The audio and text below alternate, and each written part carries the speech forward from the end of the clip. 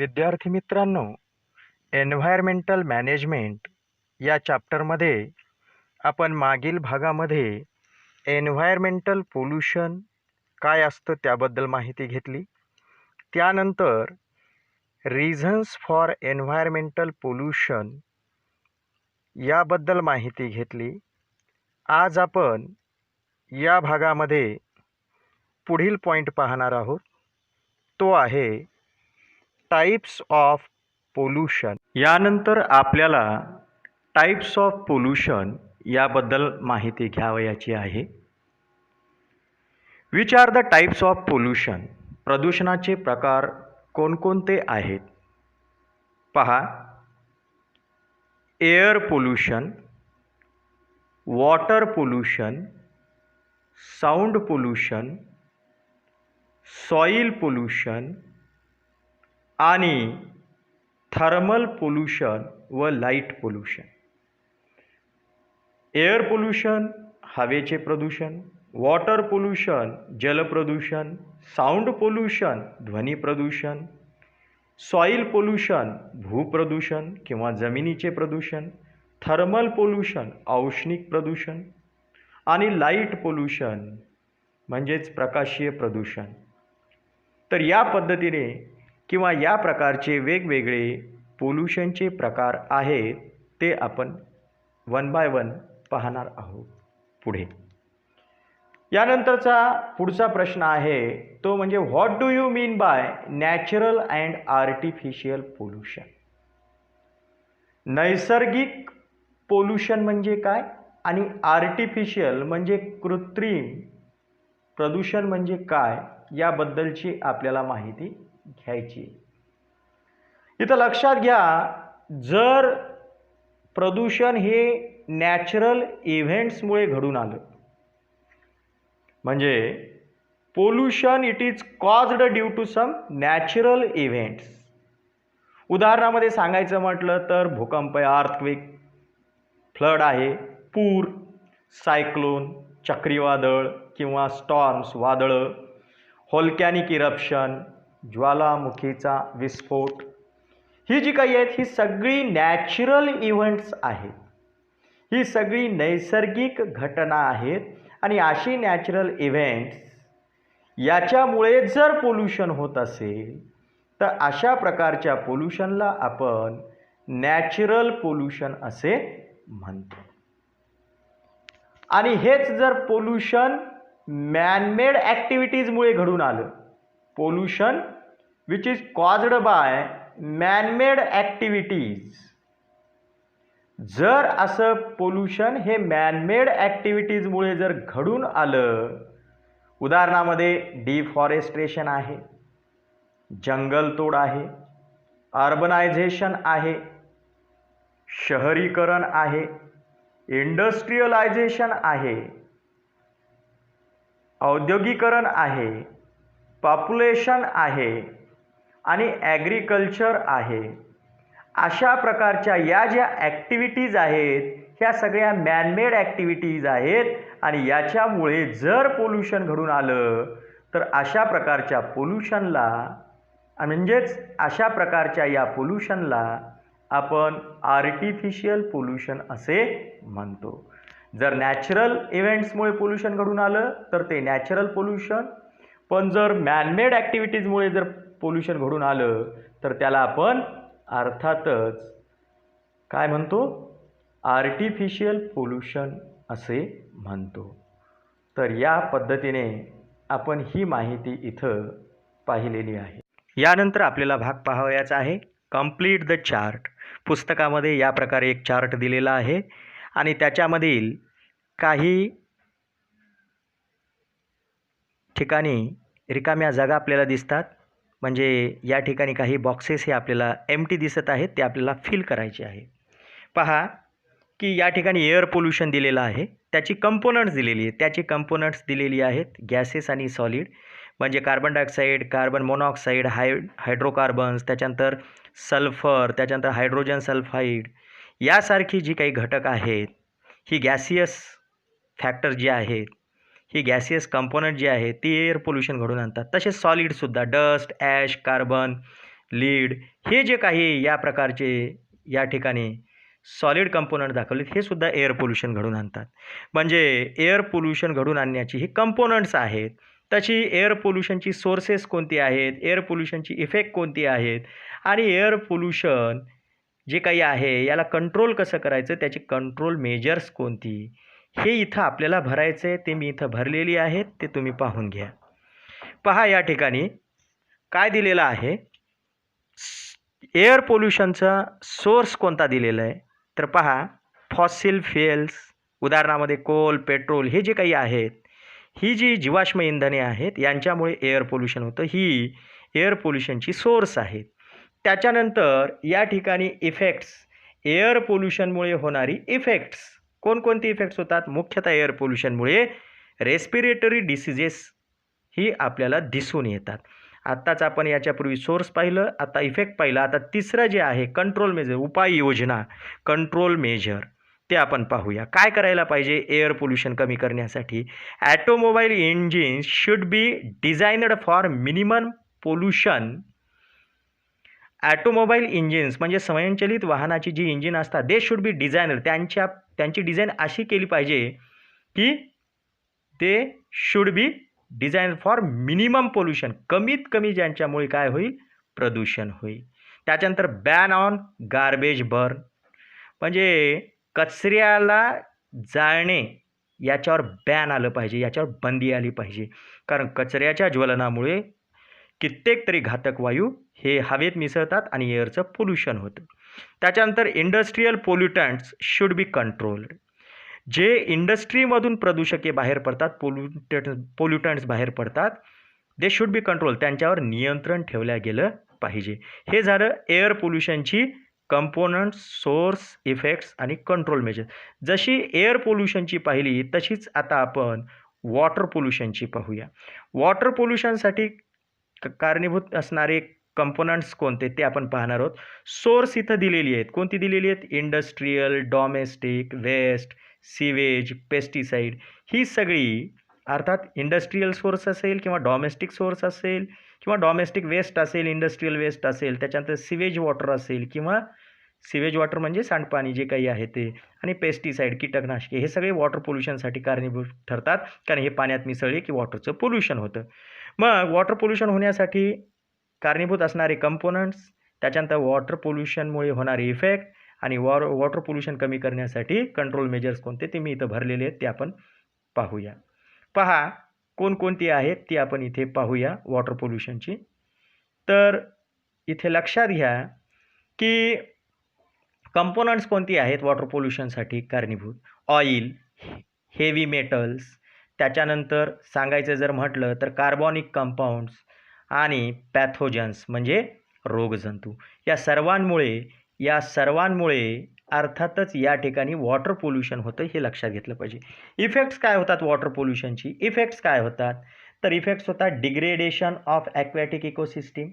Aquatic ecosystem जी आहे, जलीय इकोसिस्टीम जी आहे, तिचा ऱ्हास होतो. And diseases in the human being, आणि असं पाणी जर मानवाने वापरलं तर मानवाला सुद्धा याचा परिणाम होतो आणि मानवामध्ये सुद्धा आजार होतात, हे लक्षात घेतलं पाहिजे. ही इफेक्ट्स आहेत. त्याच्यानंतर कंट्रोल मेजर्स म्हणजे पाण्याचं प्रदूषण टाळण्यासाठी उपाययोजना काय, तर ट्रीटमेंट ऑन सीवेज वॉटरवर ट्रीटमेंट करणे म्हणजे काय, जे काही सांडपाणी आहे हे सांडपाणी नद्यामध्ये प्रत्यक्ष मिळण्याच्या पूर्वी त्याच्यावर ट्रीटमेंट करणे, means prevent pollution of water reservoirs. अशी जी काही नदी आहेत, तलाव आहेत, जे काही असतील त्यांचं पोल्युशनपासून, अशा पाण्याच्या साठ्याचं पोल्युशनपासून बचाव करणं. आणि हे करायचं असेल तर त्याच्यात जे आपण सांडपाणी सोडत असतो त्याच्यावर ट्रीटमेंट करणं, हे कंट्रोल मेजर्स आहेत वॉटर पोल्युशनचे, हे आपण लक्षात घेतलं पाहिजे. याच्यानंतर याच प्रकारे सॉईल पोल्युशन, याची कंपोनंट्स आपण पाहूया. त्यानंतर सोर्स पाहूया. त्यानंतर इफेक्ट इथं दिलेलीच आहेत. सॉईल पोल्युशनची इफेक्ट काय होतात, एक तर सॉईल इरोजन, जमिनीची धूप होते. त्याच्यानंतर रिटार्डेड ग्रोथ ऑफ प्लांट्स म्हणजे वनस्पतींची वाढ खुंटते जर मातीचं प्रदूषण झालेलं असेल तर. मग मातीचं प्रदूषण होण्यासाठी कारणीभूत असणारे कंपोनंट, त्यानंतर मातीचं प्रदूषण घडून आणण्यासाठी कारणीभूत असणारी सोर्स, आणि मातीचं प्रदूषण टाळण्यासाठी कंट्रोल मेजर्स काय असतात ते आपण इथं पाहूया. इथं लक्षात घ्या कंपोनंट कोणकोणती. पेस्टिसाइड्स म्हणजे कीटकनाशके, कीडनाशके, ऑर्गॅनिक केमिकल्स म्हणजे जी काही कार्बनी रसायने आहेत ती कार्बनी रसायने, ऑइल्स, त्याच्यानंतर रेडिओ ॲक्टिव्ह मटेरियल्स किरणोत्सारी पदार्थ, हेवी मेटल्स जड धातू म्हणजेच ज्या धातूंचं ॲटॉमिक मास हे खूप जास्त असतं अशी धातू जी घातक असतात मातीसाठी आणि मातीमधल्या सजीवांसाठी सुद्धा ती घातक असतात. तर ही कंपोनंट्स आहेत की ज्यांच्यामुळे सॉईल पोल्युशन होतं. यांची सोर्स कोणती आहेत मग या कंपोनंटची? तर पहा ऑर्गॅनिक केमिकल्स वगैरे जे काही आहे ते इंडस्ट्रीमध्ये तयार केल्या जातात. म्हणजे सोर्सेस सांगायचे म्हटलं तर इंडस्ट्रीयल, त्याच्यानंतर डॉमेस्टिक, बायोमेडिकल वेस्ट, ही सगळी industrial waste, domestic waste, biomedical waste म्हणजे कारखान्यातून बाहेर पडणारा कचरा किंवा घरातून बाहेर पडणारा कचरा किंवा बायोमेडिकल वेस्ट म्हणजे जे काही वैद्यकीय क्षेत्रातून बाहेर पडणारा कचरा आहे. हे सगळे सॉईल पोल्युशनसाठी कारणीभूत ठरतात. ही सगळी सोर्सेस सॉईल पोल्युशनसाठी कारणीभूत ठरतात. आणि ॲग्रो केमिकल्स शेतीसाठी जी केमिकल्स वापरले जातात ती सुद्धा सॉईलच्या पोल्युशनसाठी कारणीभूत ठरतात. तर ही झाली सोर्स. त्याच्यानंतर इफेक्ट आपण पाहिलेले आहेत. त्याच्यानंतर शेवटचा भाग आहे कंट्रोल मेजर्स. सॉईलचं प्रदूषण कसं टाळायचं. Prevent over use of agro chemicals. शेतामध्ये ॲग्रो केमिकल्सचा वापर कमीत कमी करायचा आणि त्याचा अतिवापर होऊ द्यायचा नाही. केमिकल फर्टिलायझर्स असतील, पेस्टिसाइड्स असतील किंवा जर्मिसाइड्स असतील, जे काही असतील त्यांचा ओव्हर यूज जो आहे तो प्रिव्हेंट करायचा. त्याच्यानंतर reuse and recycle of waste materials. जे काही वेस्ट मटेरियल्स असतात, निरुपयोगी पदार्थ असतात, हे जमिनीवर तशीच न टाकून देता त्यांचा रियूज करून घेतला पाहिजे किंवा त्यांची रिसायकलिंग केली पाहिजे. एक तर त्यांचा पुनर्वापर केला पाहिजे किंवा मग पुनर्निर्मितीसाठी रिसायकलसाठी त्यांचा वापर केला पाहिजे. त्यांच्यापासून दुसऱ्या प्रकारचं उत्पादन घेतलं पाहिजे. आणि एक विशेष म्हणजे अशा प्रकारचे जे काही पदार्थ आहेत ज्यांच्यामुळे सॉईलचं प्रदूषण वाढण्याची शक्यता असते असे वेस्ट मटेरियल कमीत कमी तयार व्हावं म्हणजे वेस्ट मटेरियल निर्मितीच रिड्यूस व्हावी यासाठी आपण प्रयत्न केले पाहिजेत. तर या पद्धतीने ही सॉईल पोल्युशनची कंट्रोल मेजर्स आहेत हे आपल्याला इथं लक्षात येतं. तर अशा पद्धतीने आपण एअर पोल्युशन, वॉटर पोल्युशन आणि सॉईल पोल्युशन यांचे कंपोनंट्स, सोर्सेस, इफेक्ट्स आणि कंट्रोल मेजर्स ही या भागामध्ये पाहिलेली आहे. यानंतर पुस्तकामध्ये दिलेलं आहे डू यू नो. याच्यामध्ये आपल्याला जी माहिती दिलेली आहे ती दिलेली आहे रेडिओ ॲक्टिव्ह पोल्युशनबद्दल. रेडिओ ॲक्टिव्ह पोल्युशन म्हणजे किरणोत्सारी प्रदूषण. काही अशी रेज असतात की जी आपल्या आरोग्यासाठी आणि इतर सजीवांच्या आरोग्यासाठी हे हार्मफुल असतात. आणि अशा प्रकारचे जे हे पोल्युशन आहे रेडिओ ॲक्टिव्ह पोल्युशन याची 2 रिझन्स आहेत. म्हणजे radio active pollution it occurs due to 2 reasons. One is the natural and second is the artificial. जे नॅचरल रेडिएशन आहे ते अल्ट्राव्हायोलेट रेज आणि इन्फ्रारेड रेडिएशन्स यांच्यामुळे होतं. Ultraviolet radiation and IR radiations are natural radiations. UV म्हणजे ultraviolet आणि IR म्हणजे infrared. अशा प्रकारची ही जी रेडिएशन्स आहेत they are the natural radiations. whereas the X-rays and radiations from atomic energy plants, G X-rays आहेत आणि ॲटॉमिक एनर्जी प्लॅन्टमधून बाहेर पडणारे जे रेडिएशन आहे. ॲटॉमिक एनर्जी प्लॅन्ट म्हणजे काय तर अणुऊर्जा प्रकल्प. अशा आण्विक ऊर्जा प्रकल्पामधून जे रेडिएशन बाहेर पडतं ते रेडिएशन आणि एक्स रेज जे आहेत हे आर्टिफिशियल रेडिएशन्स आहेत, कारण हे ह्यूमन ॲक्टिव्हिटीजमुळे निर्माण होतात. आणि अशा प्रकारे अर्थातच आपण ही 2 रिझन सांगतो रेडिओ ॲक्टिव्ह पोल्युशनची, एक नॅचरल रेडिएशन आणि दुसरे आर्टिफिशियल रेडिएशन. या प्रकारचे रेडिओ ॲक्टिव्ह पोल्युशन हे फार घातक असते. याचं उदाहरण जर सांगायचं म्हटलं तर पहा, accidents in atomic power plants, म्हणजे आण्विक ऊर्जा प्रकल्पामध्ये किंवा अणुऊर्जा प्रकल्पामध्ये जे आजपर्यंत अपघात झालेत आणि या अपघातामुळे म्हणजे या दुर्घटनेमुळे जी काही या ठिकाणी हानी झालेली आहे, ती हानी जर आपण लक्षात घेतली तर आपल्याला हे अशा प्रकारचे रेडिएशन हे किती घातक असते, किती हार्मफुल असते हे आपल्याला लक्षात येईल. पहा, चेर्नोबिल, वाइंड स्केल आणि 3 माइल्स आयलँड या ठिकाणी काही मिसहॅप घडलेले आहेत. या मिसहॅप मेजर मिसहॅप्समध्ये गणल्या जातात. जगामध्ये अतिशय मोठ्या प्रमाणामध्ये घडलेल्या या दुर्घटना आहेत आणि या दुर्घटना ह्या ॲटॉमिक पॉवर प्लांट्समुळे घडलेल्या आहेत. आणि ॲटॉमिक पॉवर प्लांटमध्ये अशा प्रकारच्या हे ॲक्सिडेंट जे काही झालेले आहेत, अशा प्रकारचे जे मेजर मिसहॅप्स घडून आलेले आहेत, त्यांचा परिणाम थाउजंड्स ऑफ पीपल, हजारो लोकांवर झालेला आहे. Thousands of people have been affected for long term due to such accidents. म्हणजे या प्रकारच्या ॲक्सिडेंट्समुळे दीर्घकाळासाठी हजारो लोकांवर परिणाम झालेला आहे. हे आपण इथं लक्षात घेतलं पाहिजे. म्हणजे या प्रकारचे हे रेडिओ ॲक्टिव्ह पोल्युशन किती घातक असते हे आपल्याला लक्षात येते. तर पहा, या रेडिओ ॲक्टिव्ह पोल्युशनचे म्हणजे या रेडिएशनचे इफेक्ट काय होतात ते आपण इथे पाहणार आहोत.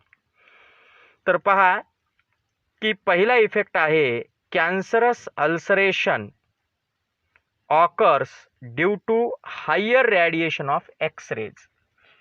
एक्सरेज जर सतत शरीरावर पडत असतील तर त्याच्यामुळे कॅन्सरस अल्सरेशन घडून येतं किंवा त्या प्रकारे दिसून येतं त्या सजीवामध्ये. त्यानंतर दुसरं जर सांगायचं म्हटलं तर tissues in the body are destroyed due to the radio active pollution. Tissues in our body, जे काही टिश्यूज आहेत बॉडीमधले, they are destroyed due to the radio active pollution. जर सतत आपण अशा रेडिएशनच्या संपर्कात येत असताल तर शरीरामधले जे टिश्यू असतात, शरीरामधले जे ऊती असतात, त्यांचा ऱ्हास होतो, हे आपल्याला इथं लक्षात येतं. त्याच्यानंतर जेनेटिक चेंजेस ऑकर म्हणजे काय, तर अनुवांशिक बदल घडून येतात. म्हणजे पुढच्या पिढ्यांमध्ये अशा प्रकारची लक्षणे, अशा प्रकारची दोष दिसून येतात जी रेडिओ ॲक्टिव्ह पोल्युशनमुळे असू शकतात. म्हणजे पहा की रेडिओ ॲक्टिव्ह पोल्युशनची लक्षणे या पिढीवर तर होतातच, पण येणाऱ्या पिढ्यांवर सुद्धा होतात, कारण ते जेनेटिकल चेंज घडून आणतात. सजीवांच्या शरीरातील गुणसूत्रांमध्ये ते बदल घडून आणतात, क्रोमोझोम्समध्ये ते बदल घडून आणतात, जीन्समध्ये बदल घडून आणतात आणि त्याच्यामुळे अशा प्रकारची जेनेटिक चेंजेस घडून येतात आणि ज्याच्यामुळे पुढे पिढ्या अशा प्रकारचे दोष दिसू शकतात. आणि अशाच प्रकारे रेडिओ ॲक्टिव्ह पोल्युशनचा जो काही इफेक्ट होतो तो आपल्या व्हिजनवर सुद्धा होतो, दृष्टीवर सुद्धा होतो, वाईट परिणाम होतो. Vision is adversely affected due to the radio active pollution. तर अशा प्रकारची ही इफेक्ट्स ऑफ रेडिएशन आहेत, हे आपण इथं लक्षात घ्यायला पाहिजे. यानंतर या पुढचा जो भाग आहे त्याच्यामध्ये काय म्हटलेलं आहे पहा. Use your brain power. आपल्याला आपलं ब्रेन पॉवर वापरून पुढील प्रश्नांची उत्तरे द्यायची आहेत. काय प्रश्न विचारलेला आहे. Why is it said that pollution control is important. म्हणजे प्रदूषणाचं नियंत्रण हे खूप महत्त्वाचं आहे असं का म्हटलं जातं.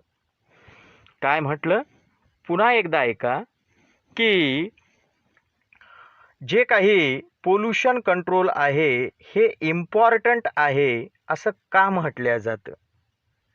तर पहा, pollution it degrades the quality of air water and land. Pollution काय करतं, प्रदूषण काय करतं की हवा, पाणी आणि जमीन यांचा जो दर्जा आहे तो कमी करून टाकतो. आणि जर अशा प्रकारे एअर, वॉटर आणि लँड यांची जर क्वालिटी डिग्रेड झाली तर अशा प्रकारचे हे फॅक्टर्स हे सजीवांसाठी घातक ठरू शकतात.